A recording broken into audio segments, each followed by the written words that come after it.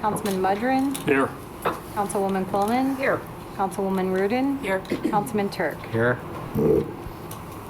First on tonight's agenda is citizens to be heard on agenda items. Is there anyone present that would like to speak on an agenda item? Seeing none, I'll pass it over to the interim city manager to discuss tomorrow's agenda items. Thank you. Good evening, everybody. Apparently the temperature is going to be coming down soon, right, Krista? It's a little warm. Our first item, as always, will be mayor's report, and we have proclamation honoring the Audubon Country Club along with appointments. On the council committee report side, we'll have committee reports from land use and legislative, from public service, the Rialto liaison, and because we did a last-minute stadium committee meeting tonight, we'll also have a stadium committee update added. Consent agenda, as always, we have the minutes along with council memo regarding position vacancies. The meat of the agenda starts with item 7, number 1, and the first item we have is a motion extending a conditional job offer to James Hawk for interim city manager. It's our intent to have the council discuss that in closed session tonight. On the next item, number 2, is a motion to approve an agreement for naming rights, DuPage Medical Group and the Joliet Slammers. That was the subject of tonight's stadium committee. All members were in attendance, and I'll give you a little bit of a summary, but I did put a resolution on everyone's seat at the dais. And the reason you didn't get this earlier is that, as you know, there was some question and some overall comment and question period about the fact that there's a confidential agreement in place between the Slammers and DuPage Medical Group. So up until this morning, I had not seen it. I did sign a non-disclosure agreement with the Slammers, so I was able to read it and at least be in a position where I could give the committee, as well as the full council, a little bit of background, some things that you necessarily don't already know. As I told the committee, the deal is very favorable to the city. This is a deal that is certainly better than what expired when Silver Cross was in play. And I am allowed to tell you that in the first year of the agreement, year 1, the city will receive in excess of $30,000 in revenues, and that's net. There are some expenses related to the sign and a few other things that involve improvements to the field. And then the second year and subsequent years, this is a multi-year agreement, the city will receive over $40,000. So those are terms I can disclose because it's above those amounts. It's not those amounts. One thing that is important, and it's reflected in that resolution you have, is the fact that this is an exclusive naming rights deal. So the resolution that the city council approved back in 2017, when we named it Joliet Route 66 Stadium, that has to stop in terms of our own internal references, in terms of our marketing, and also it means that that design that we once talked about putting up in the facade can't go on. So really all that can go on at this point is DuPage Medical Group Field. And it's also important to note that the process that we've gone through to get here has been a little bit muddy. There's been some confusion. We felt that the best way to actually get the council the most amount of information we can and to be able to tell DuPage Medical Group and the Slammers that they could proceed and get this sign up was to literally take the memorandum of agreement that Marty Shanahan had put together during his interim role, put that together, put it into an actual agreement format so that the full council could approve that. So if there was any question about, was it properly approved or not, the question could be answered at the council meeting tomorrow. Should point out that 2017 resolution had some language in there that talked about the city manager being able to implement aspects of the naming rights.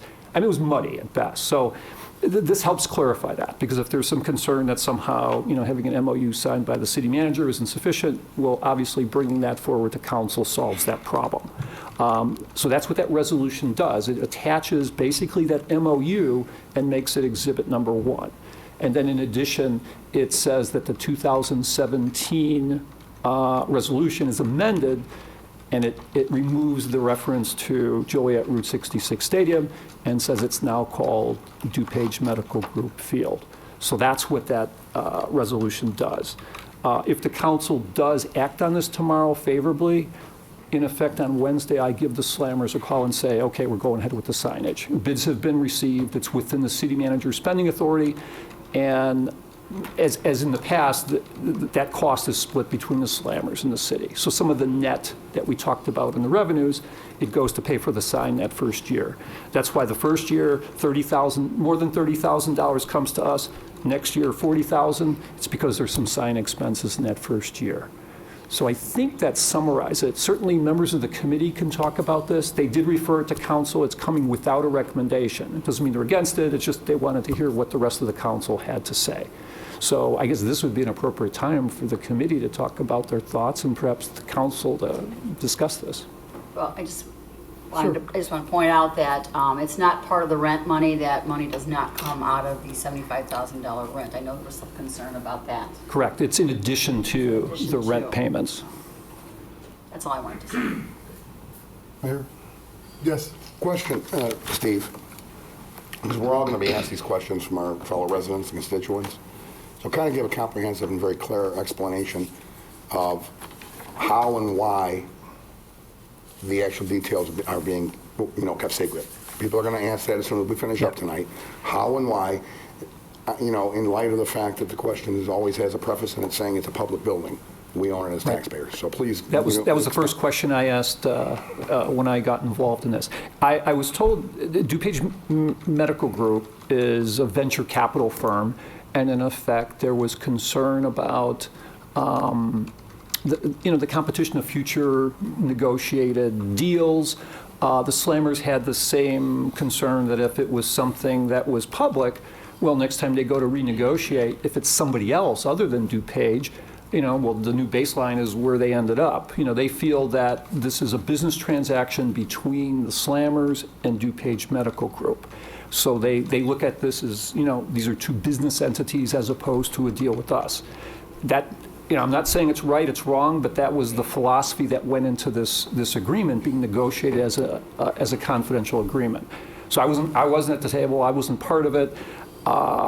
That's the logic and that's the thought process. Well, in the additional questions that would follow in a conversation I typically have with some of the residents, and I'm sure all of us do, is, well, for the entirety of the Silver Cross deal, we knew exactly how much we were getting for the naming rights based on the formula. Correct. Then people have, and I've accepted it. It was in articles, so somebody can tell me if this information is wrong.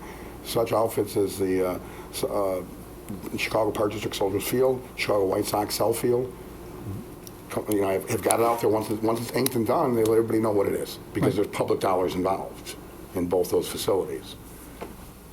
Right, I can't answer your question. I wasn't part of that, and literally the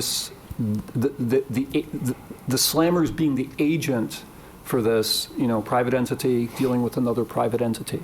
So, I can't answer the legalities of this. I can't. All I could do is tell you what I've been told going back 6 months ago when they were starting the discussions. Thank you. If I can chime in a little bit, Larry, because I wasn't at the table either, neither was Marty when he was interim city manager. But we were being kept apprised periodically by the Slammers of what was going on. And of course, it was good news. I personally wish we could put it all out there. But we're in a situation where the people who are bringing money to the table, and it's a significant amount of money, a lot more than $30,000, Steve. I know that's net, and that's after it's cut in half.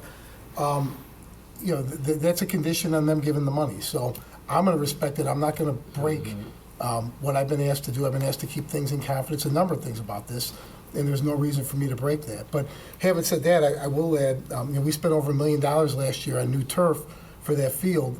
We have a chance to recuperate a significant amount of that money. So I'm glad the committee has heard this and moving it forward to the council. I look forward to the council executing the agreement so we can move on. Could I say something? Yes. I too want us to see this income come to us. I just want to make sure we're legally doing this, that we can withhold these numbers from the public. That's the only concern I have. Well, I don't know if it's illegal, but if we don't agree to that, they're going to pull their money off the table and we get nothing. Well, I know. So I don't think we're breaking any law, But again, it's not my terms or the city's terms. This is what DuPage is saying.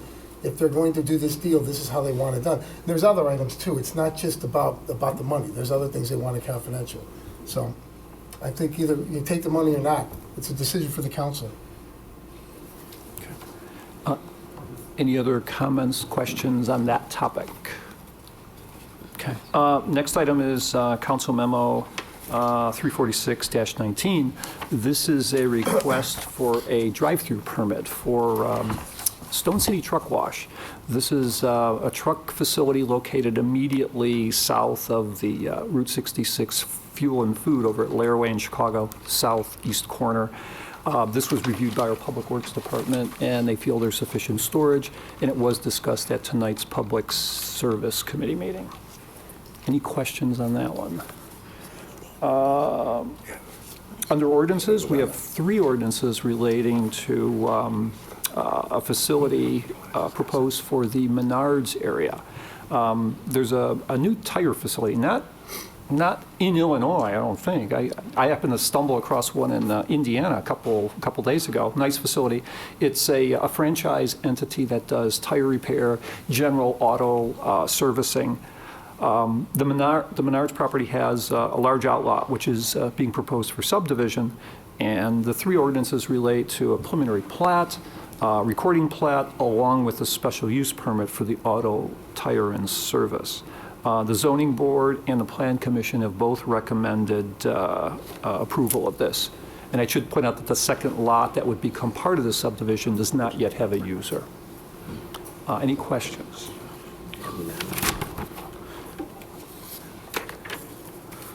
Next item is Council Memo 349-19, and this relates to an Illinois environmental protection requirement involving prohibiting the drilling of wells for any sort of potable water use. The property at 1306 McKinley has sort of a long environmental legacy. And over the last 20, 25 years, there has been environmental remediation going on site. And it's caused some high levels of sulfite within the groundwater. The IPA is getting real close to issuing what's called a no further remediation letter, which means that the site is cleaned up to acceptable standards. But because of the high the high sulfite level in the water, they've indicated that for this to continue on, the city needs to adopt an ordinance that prohibits the drilling of any wells within a specified area. And even though the city, certainly has no intent from a utility perspective of drilling a well, it also prevents any private entities from drilling wells as well. So if there was someone that needed water out there, they would have to connect to the city water supply. There is a map attached, so you could see that it is a fairly extensive area, but it's good that the site's cleaned up. It just still has some limitations, and certainly they don't want water coming from an area with high sulfite. Any questions?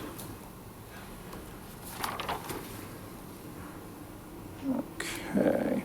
Next item is Council Memo 351-19, which is a resolution that adopts a grant agreement with the Illinois Division or Department of Natural Resources. You recall when the city was in the process of doing the Gateway Center, the new train station, the old signal tower that existed was something that became part of our ownership. This was an area where literally the folks operating trains in that area kept things from crashing in that intersection. A lot of old railroad lore there, a lot of old equipment. It's always been one of those community assets, particularly with the folks who like to hang out by trains. A community asset that we knew at some point we could develop into something further. Our community development staff applied for a grant. They were successful.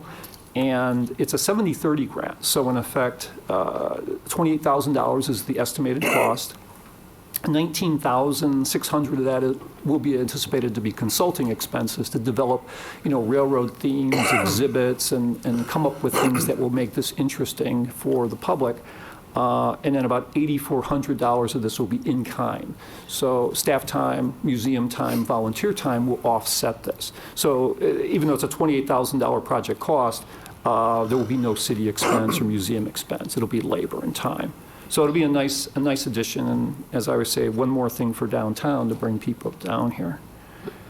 Any questions on that one? Next item is Council Memo 352-19. This is a resolution that relates to IMRF participation by elected officials. In January of 2018, oh, I see someone smiling at the dais, they know who it infects. In 2018, IMRF passed new rules that relate to the number of hours that an elected official has to put in to be eligible for IMRF.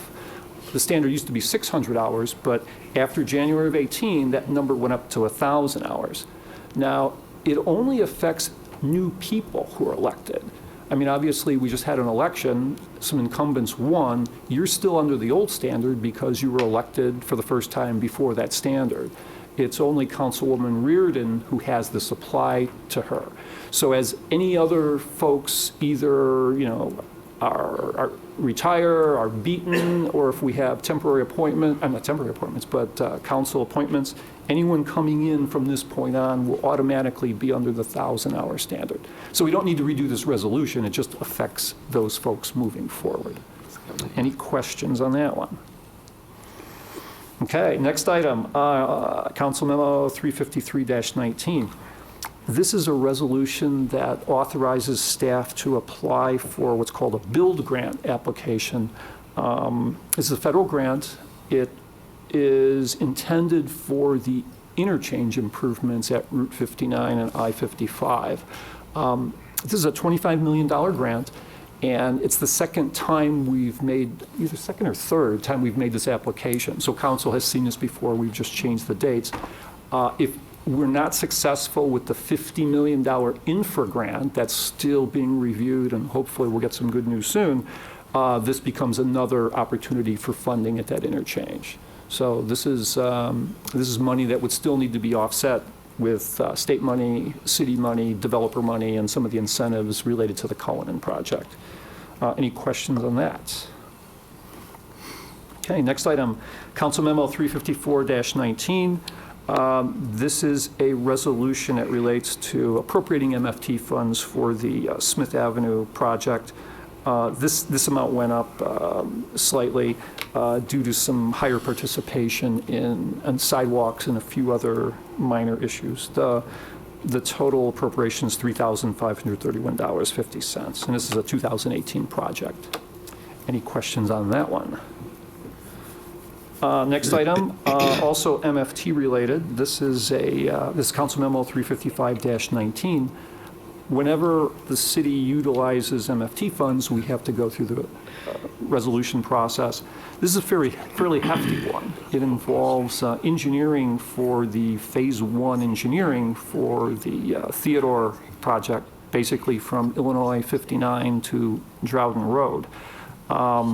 There's an item coming up that is actually the hiring of the engineer, but Phase 1, it's a 5-lane cross-section that's being proposed, heavily traveled area, and this has been deferred, but we're now at a point of where we need to get going on this. We've got some development proposals that are happening in that general area, and certainly getting ahead of the curve means we won't be catching up with those projects.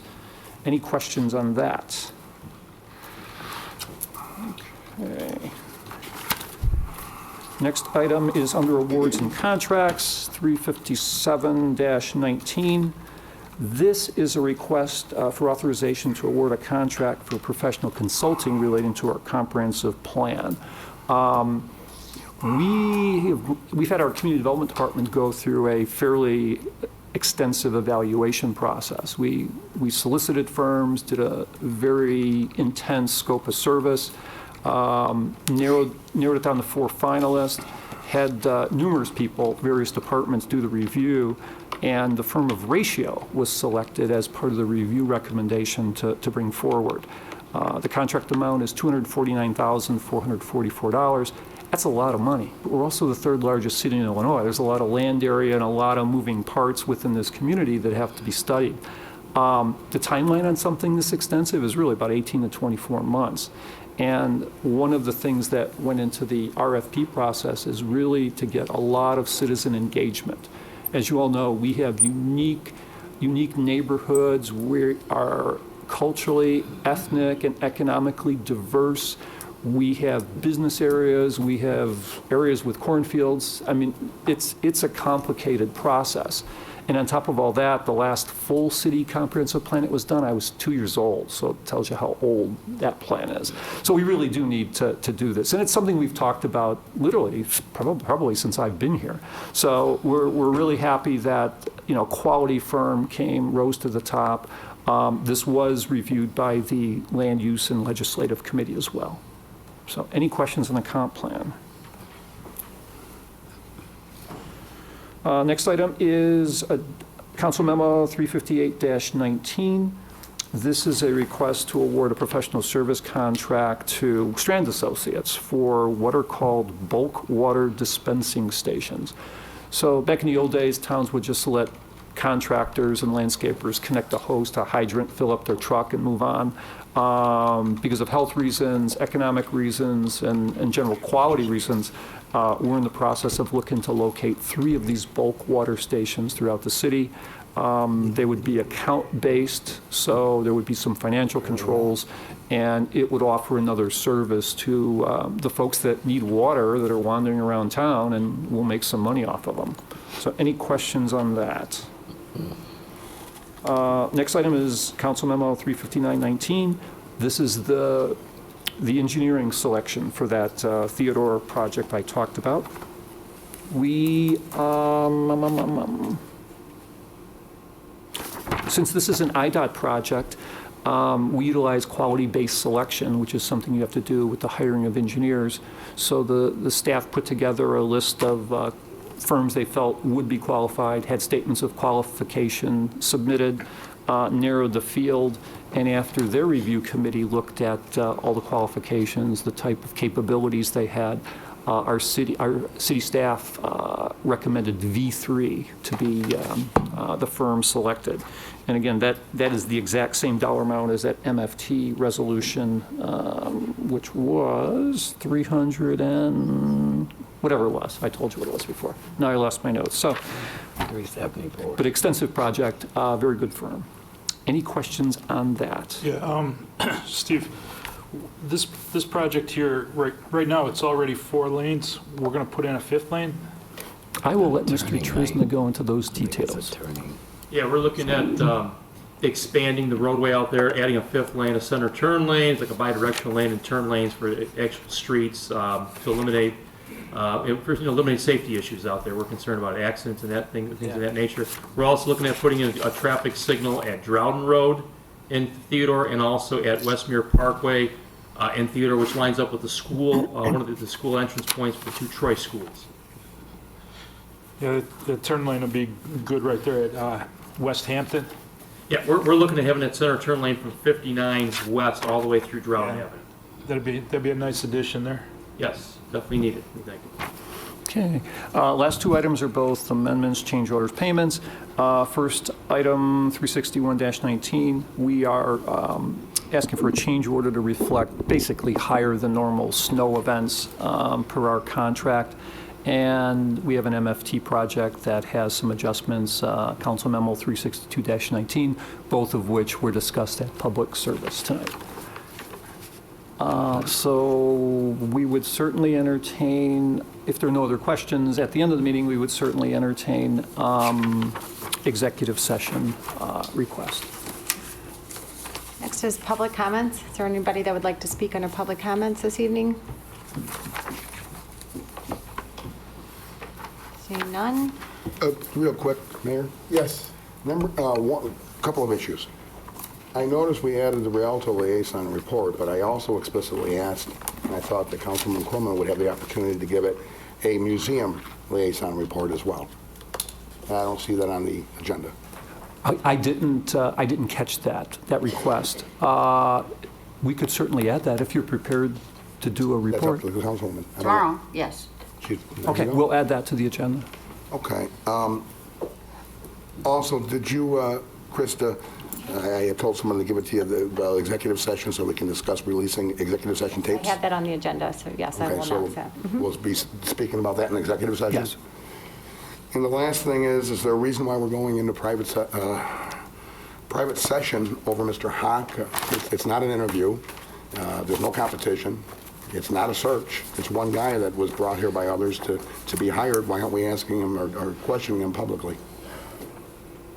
I don't know the answer. Is that a question to me, or? To whoever can answer it. I'm not sure who would answer it. Well, as we put together the agenda, I mean, certainly this is council prerogative, but as you know, discussions regarding employment are typically closed session. And, you know, that's been, I think, the tradition of this council. It's certainly been the tradition within communities I've worked in. But again, you know, a motion's made and people vote, and that's certainly your prerogative, so. And you are right, Steve, that traditionally here and certainly elsewhere, but that tradition was smashed 2 weeks ago by several people in the case of Mr. Shanahan, so we might as well just keep the ball rolling in the same direction and address it very publicly. That's my opinion. Well, you know, point of order, I don't understand executive session to talk about releasing executive session tapes. How does that fall into the guidelines of what's allowable? I had asked that question of Krista and Marty, and perhaps one of the two of you could address that in terms of procedures and protocols. So what normally happens is we are required as a body every or twice a year, biannually, to review executive session minutes in executive session and make a determination of whether they should be released or not. So we put that on the agenda tonight. So we're going to review the minutes when we go in there? Oh, we're going to talk about it, yeah, how to do it.